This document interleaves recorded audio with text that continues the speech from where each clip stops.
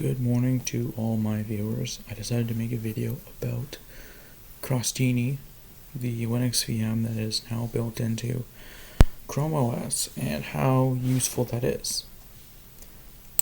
So we have the Linux VM. Now I'm running an older version of chromeOS, but you should be getting this for quite a few different models now.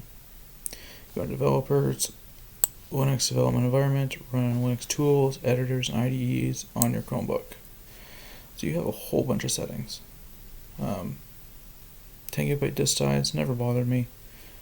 You can share your folders, so I have downloads and the SD card in my that I use in my Chromebook here. You can directly pass USB devices to the VM in case you need to do something. Like I'm running Arduino IDE in my VM, and I can just plug my Arduino in and then pass the device to the VM. There's backup and restore and port forwarding. I've never messed with port forwarding. And you can change your Linux size, and you can remove it and set it up. So what you would do is go,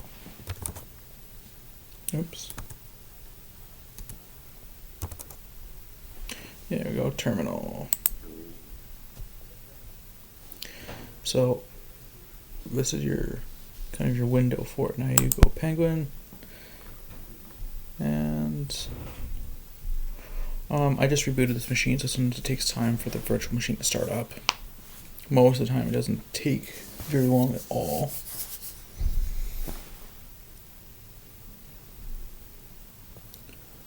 In a few seconds we should get it. But realistically speaking, this is a very low-end device. There we go.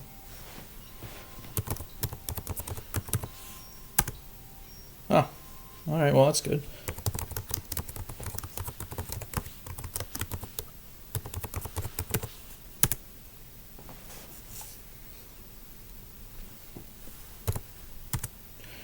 As you can see, it's basically just a full Linux VM.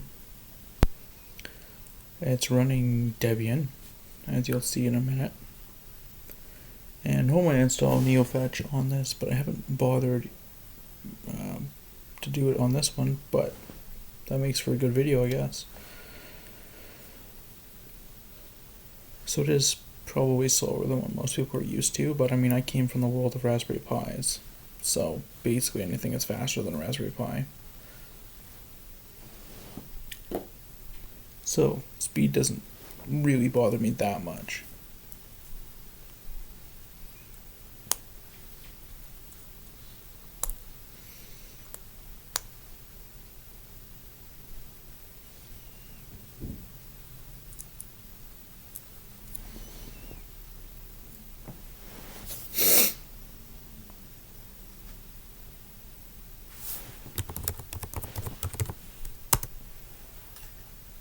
And there we go.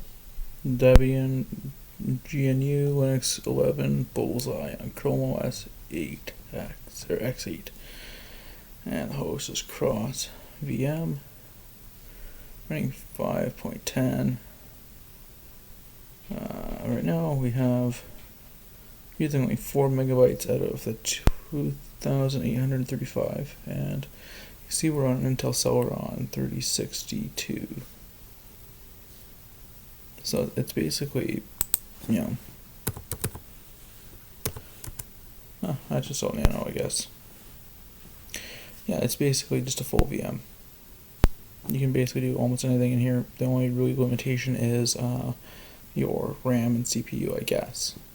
You're not going to be running, I guess, on this type of machine. You're not going to be running a ton of like games or anything like that, just due to the nature of the machine, but you can on better machines. I'll show you the nice part about it. So right now, normally you can't install applications like chromeOS, right? You only get your native applications, or your PWAs, Progressive Web Apps, which is what I have Telegram, Spotify, Discord, WhatsApp installed as. And I did disable the Android Play Store on here, so I don't have any Android apps, but you have these Linux apps.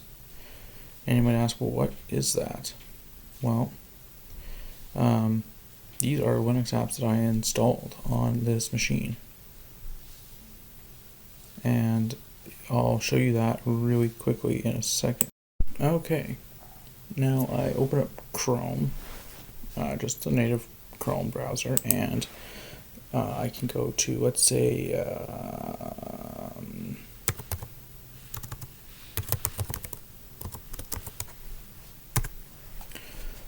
and we have Visual Studio Code here, or I guess code at visualstudio.com, and you click download. Now, because this is a Linux VM, you'd want your Linux packages, and you would want the Debian. So I could click to install, and I'm going to pause this right away because I don't need this. And yeah, you just basically go and find Debian files, .debs, and you can install them. I think you can run app images as well if you really wanted to. I haven't figured out how to do that, and I don't really like using app images anyway.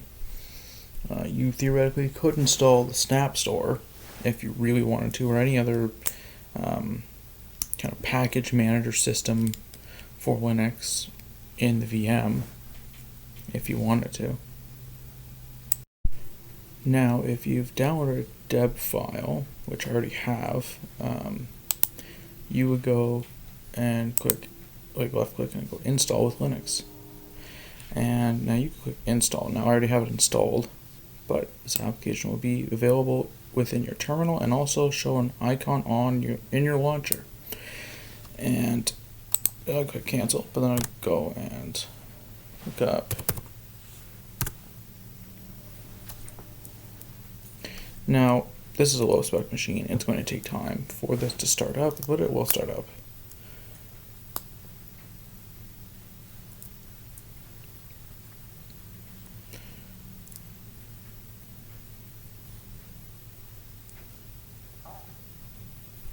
And here we go. And it'll take time. And you have to wait for your extensions to initialize, but this is a Python project I was doing the other day because I'm currently trying to learn Python. And the extensions will take time to load up. I probably should uninstall some of the extensions I don't really need or use. But now I'm running, a Linux application on my Chromebook. And realistically, what you can see in the settings,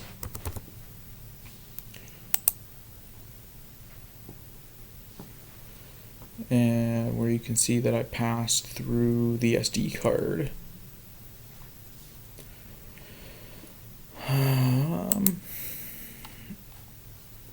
Developers and shared folders.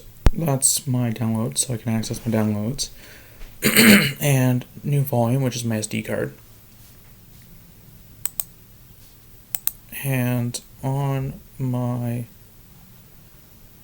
where is the code folder? There we go, coding, Python, and there we go. It just passed through. And realistically, once you set this up, you would not really know that this is a Chromebook running Visual Studio Code in a VM because it just works. I probably should uninstall tab 9 because it does use a lot of resources for basically diminishing returns, and it takes time for it to turn on. But I basically I can basically install any program on here. Like I have Arduino, Visual Studio Code, Eula Maker, Cura, Google Chrome. I'm gonna try to install Blender just for fun and see how well Blender would work. I don't know if it'll work that well, but I mean, it runs Google Chrome. I'll make a video about that shortly. Anyways, I thought this would be good. to make this video because a lot of people have Chromebooks and they don't think that they can use them for anything, and oh, you can use them for anything, basically anything.